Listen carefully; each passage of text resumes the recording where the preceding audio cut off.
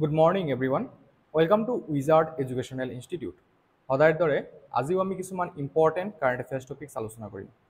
আজি প্ৰথম টপিকটো ইছৰো তাৰ ওপৰত আছে।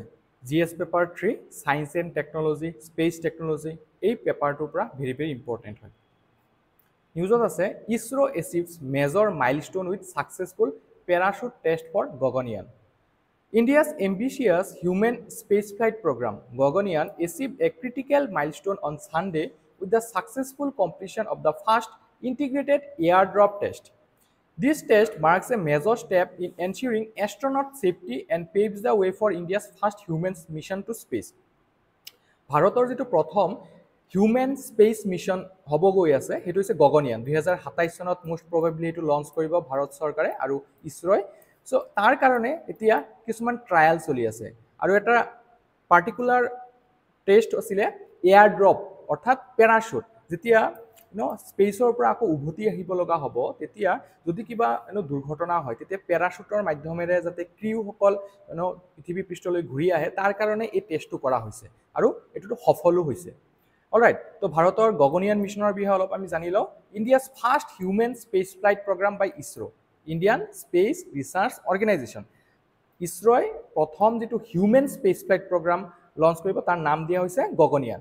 AIIMS to demonstrate capability to send humans into low earth orbit.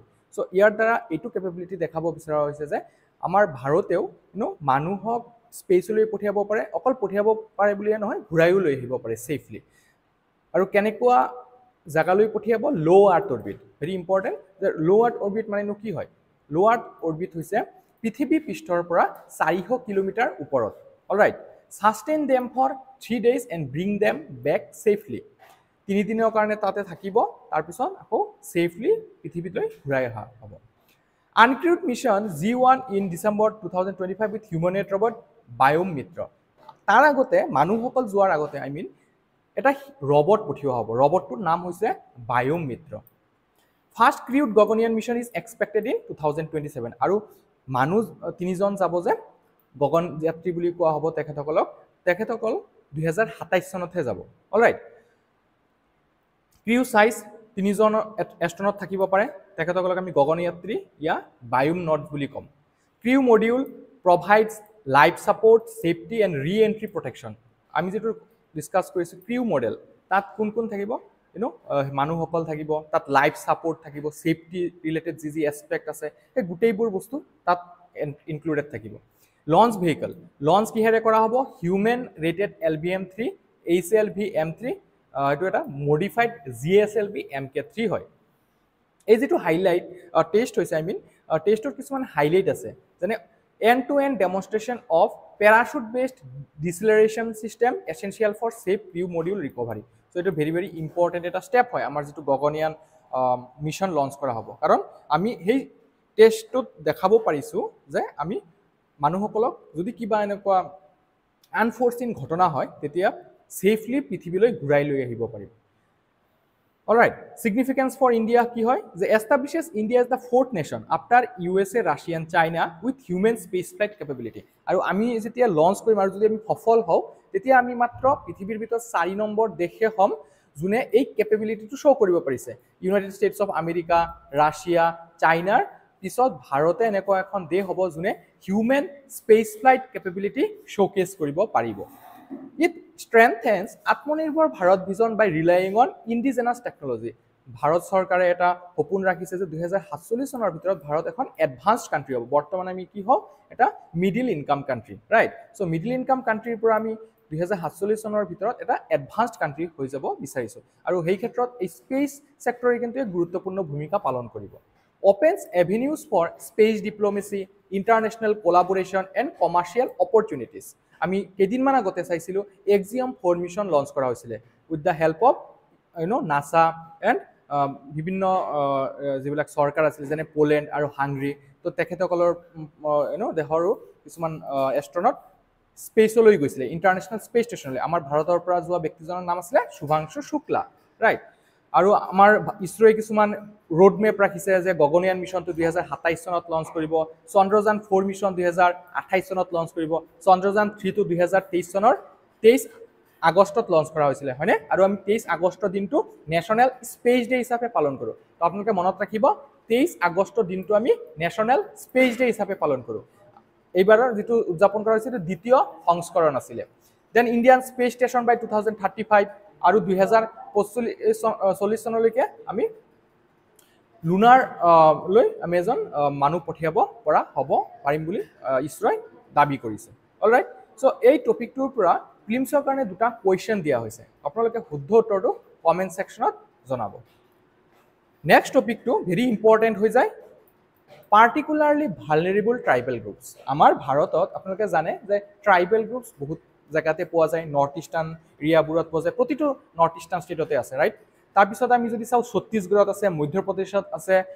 উৰিষ্যাত আছে অন্ধ্ৰ প্ৰদেশত আছে ওয়েস্ট বেংগলত আছে মহাৰাষ্ট্ৰত আছে কৰ্ণাটকাত আছে কেৰালাত আছে তামিলনাডুত আছে কিন্তু ইয়াৰ ভিতৰতো কিছুমান ট্ৰাইবেল গ্ৰুপ আছে যি অতিকে পিছপৰা আৰু সেইবিলাকক কোৱা হয় particularly vulnerable tribal groups আৰু তেনেকুৱা আমাৰ ভাৰতত 75 টা আছে এটো ইউনিয়ন হোম মিনিষ্ট্ৰীয়ে আইডেন্টিফাই কৰে এটো ভেৰি ভেৰি ইম্পৰ্টেন্ট হৈ যায় নিউজত কিয় আছে যে in a first ministry to RGI has said RGI that is Registrar General of India যোনে সেন্সাস কন্ডাক্ট কৰে count particularly vulnerable tribal groups in census যে এইবাৰ যেটো 2027 চনৰ সেন্সাস হ'ব গৈ আছে এই সেন্সাসত স্পেশালি এই পিবিটিজি সকলৰ কাৰণে এটা সেপাৰেট সেন্সাস হ'ব alright the Ministry of Tribal Affairs has requested the Registrar General of India to separately enumerate all 75 PBTGs in upcoming 2027 census.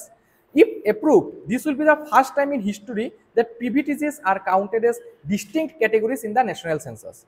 16th population census is going to be conducted in 2027. আপোনালোকে জানে 2021 চনত হেয়া corona পেন্ডেমিকৰ কাৰণে পিছুৱাই দিব লগা হৈ আছিল which will be the first fully digital census আৰু এবাৰটো কি হ'ব fully digital census ইয়াৰ লগতে ইয়াত প্ৰথমবাৰৰ কাৰণে কাষ্ট ইনুমেৰেচন হ'ব 1931 ৰ পিছত যাৰ যাৰ যি কাষ্ট আছে এইবিলাক এন্ট্ৰি কৰিব লাগিব with mobile app and online self enumeration আৰু এইবাৰ কি হ'ব ডিজিটেল মাধ্যমত হ'ব সেলফ ইনুমেৰেচন নিজে নিজৰ যিবিলাক ডিটেইলছ আছে এইবিলাক ভৰাব পাৰিব as well as the first nationwide caste census since 1931 this census will be held in two phases দুটা ফেজত হ'ব এটা হৈছে অক্টোবৰ 1 2026 ক বেছ ইয়াৰ লৈ পেলাই হেতু আপোনাৰ লাদাখ জম্মু কাশ্মীৰ হিমাচল প্ৰদেশ উত্তৰাখণ্ড আৰু যিবিলাক স্নো বাউন্ড এৰিয়া আছে স্নো বাউন্ড ষ্টেট আছে হেকিটাৰ কাৰণে এই ভিত্তিবৰ্ষ হিচাপে সেন্সাসটো কন্ডাক্ট কৰা হ'ব আৰু বাকি যিবোৰ ষ্টেট থাকি যাব সাউদাৰ্ণ ষ্টেটছ আমাৰ নৰ্থ ইষ্টাৰ্ণ ষ্টেটছ হেবোৰৰ কাৰণে ভিত্তিবৰ্ষটো হ'ব মাৰ্চ 1 2027 অলৰাইট তো এইবাৰৰ সেন্সাসৰ ওপৰত আপোনালোকে এইখিনি কথা মনত ৰাখিব যে এইবাৰটো প্ৰথম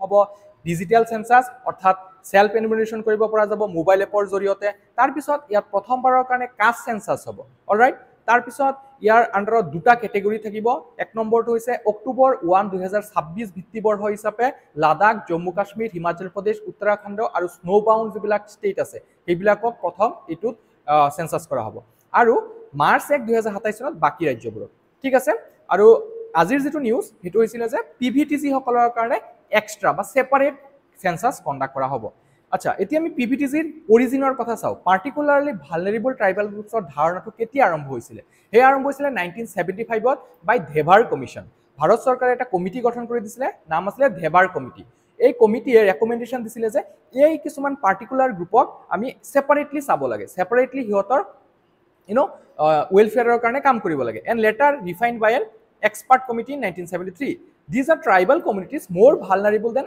other STs মই অলৰেডি কৈছো যে বাকি scheduled tribes ৰ তুলনাত এই ট্ৰাইবেল গ্ৰুপসমূহ অতিকে পিছপৰা আপোনালোকে গম পাব যে কেনেকে এই পিভিটিজি সমূহ আইডেন্টিফাই কৰা হয় আমি ট্ৰাইবেল গ্ৰুপসমূহ জানো কেনেকে আইডেন্টিফাই কৰা হয় আমাৰ ৰাষ্ট্ৰপতিয়ে কৰে তাৰ কাৰণে ন্যাশনাল কমিশন ফৰ ST আছে ৰাইট আমি কালিও ক্লাছত আমাৰ ডিসকাস কৰিছিলো যে 89th কনস্টিটিউশনাল এমেন্ডমেন্ট এক্টৰ দ্বাৰা ন্যাশনাল কমিশন ফৰ SC আৰু ST সেপাৰেট কৰি দিয়া হৈছিল সো এই যে পিভিটিজি সমূহ আছে এইবিলাকক কেনেকে আইডেন্টিফাই কৰা হয় প্ৰথম কথাটো pre agricultural level of technology হিয়তৰ যেটো কৃষি কৰাৰ পদ্ধতি আছে এটো বহুত পুৰণিয়া আদিম যুগৰ ঠিক আছে সো এইটো এটা ক্ৰাইটেৰিয়া দুই নম্বৰ ক্ৰাইটেৰিয়াটো হৈছে ডিক্লাইনিং অৰ ষ্টেগনেন্ট পপুলেশন যেটো জনসংখ্যা আছে জনসংখ্যাটো দিনক দিনে কমি গৈ আছে ঠিক আছে সো হিয়ত কি হৈছে এক্সটিংশনৰ দিহে গৈ আছে দেন এক্সট্ৰিমলি লো লিটাৰেসি শিক্ষাৰ হাৰটো অতিকে কম আৰু এটা হৈছে সাবসিস্টেন্স লেভেল ইকোনমি যেটো অৰ্থনীতি আছে এটো বহুত পুৰণি কালৰ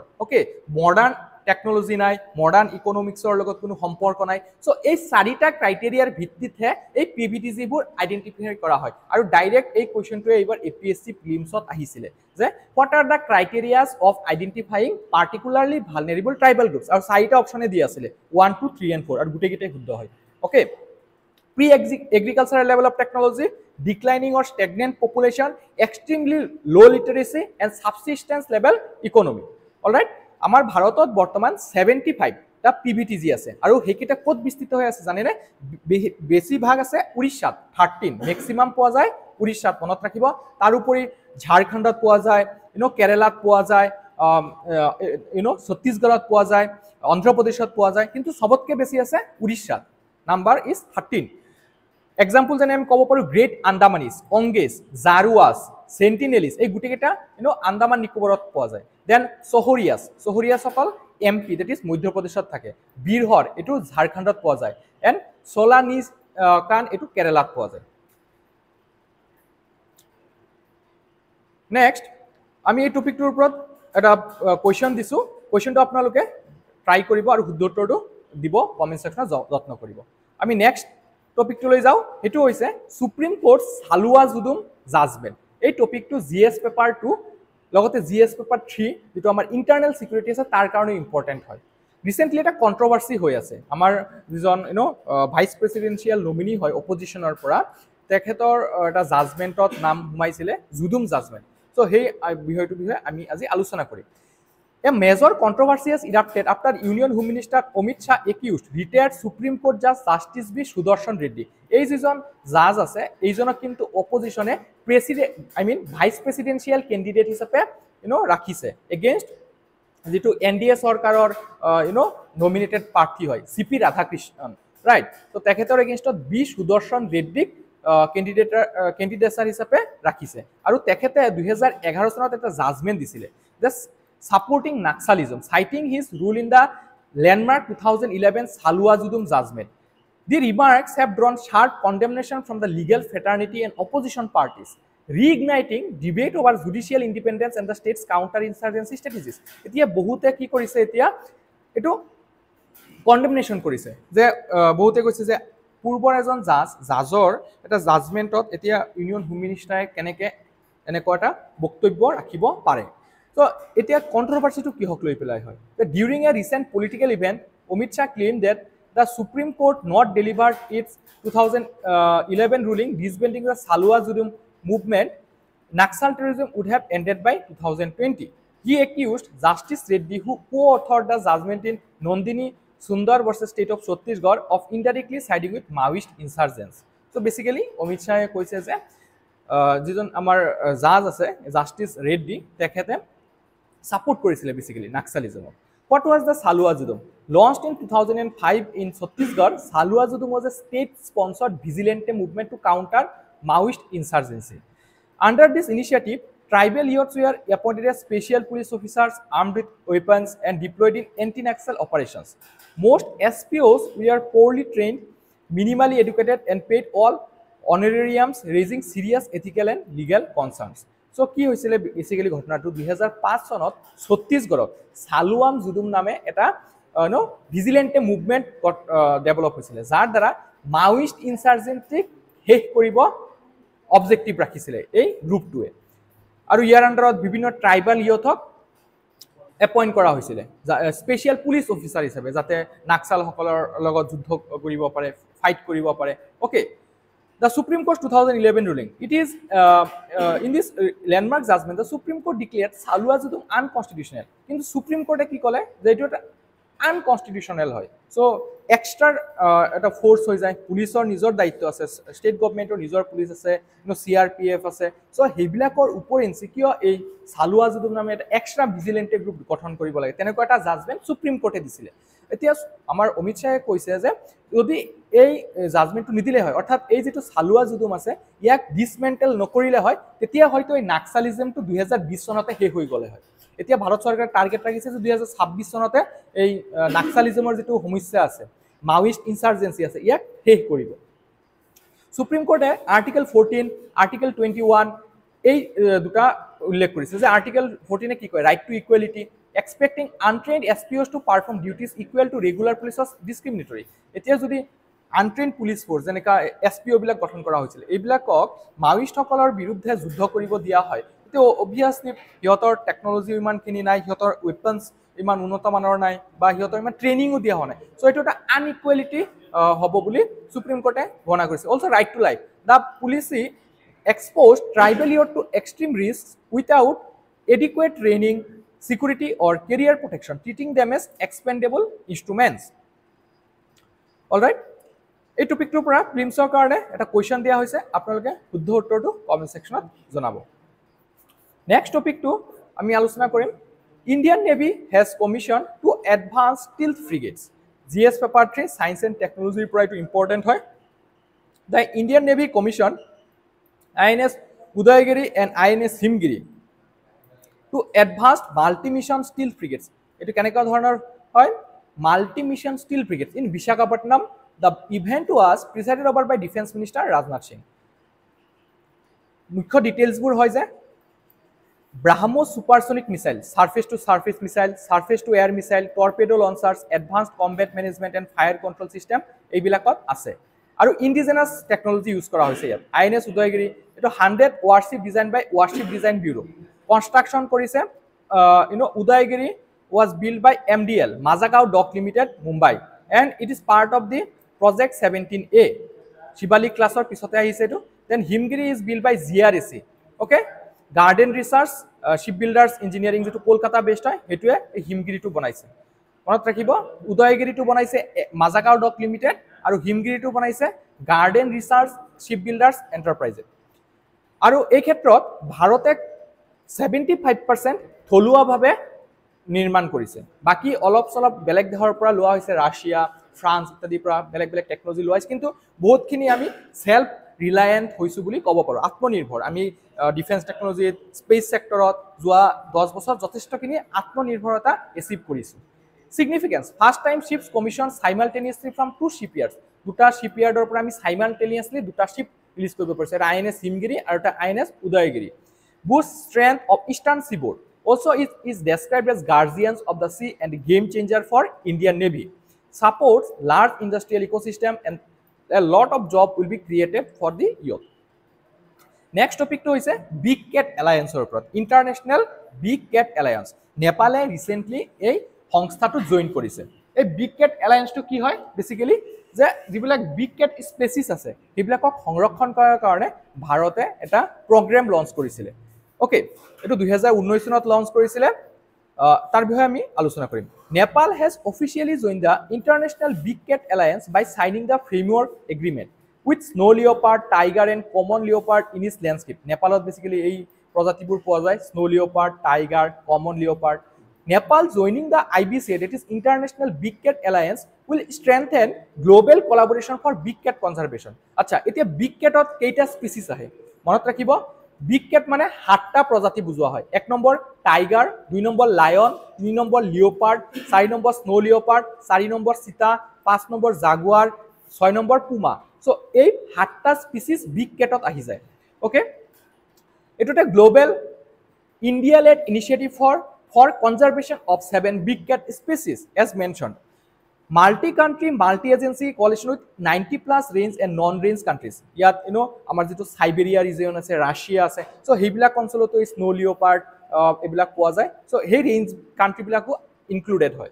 Proposed by Prime Minister Modi in 2019 and launched on 9 April 2023 in Mysuru, Karnataka to mark 50 years of Project Tiger. আপোনালোকে জানে ভাৰত চৰকাৰে Project Tiger 1973 লঞ্চ কৰিছিলে অলৰাইট আমাৰ ভাৰতত বৰ্তমান 58 টা টাইগাৰ ৰিজাৰ্ভ আছে আৰু আমাৰ অসমত 4টা আছে অবজেক্টিভটো কি হয় prevent illegal wild life trade of big cats conserve natural habitats of big cats mobilise financial and technical resources for conservation mitigate climate change impact on habitats and also it aligns with sustainable development goals proposed in Paris Climate Agreement in 2015 আমি যদি চাও এই 7টা big cat species তার ভিতৰত 5টা হে আমাৰ ভাৰতত পোৱা যায় এটা হৈছে tiger lion leopard snow leopard আৰু চিতা অলৰাইট চিতা কেদিনমান আগলৈকে এক্সটিংক্ট হৈ গৈছিল কিন্তু সাউথ আফ্ৰিকা আৰু নামিবিয়াৰ পৰা 2023 চনত চিতা আমাৰ ভাৰতৰ মধ্য প্ৰদেশৰ কোনো ন্যাশনাল পাৰ্কত আনা হৈছিল অলৰাইট সো এই টপিকটোৰ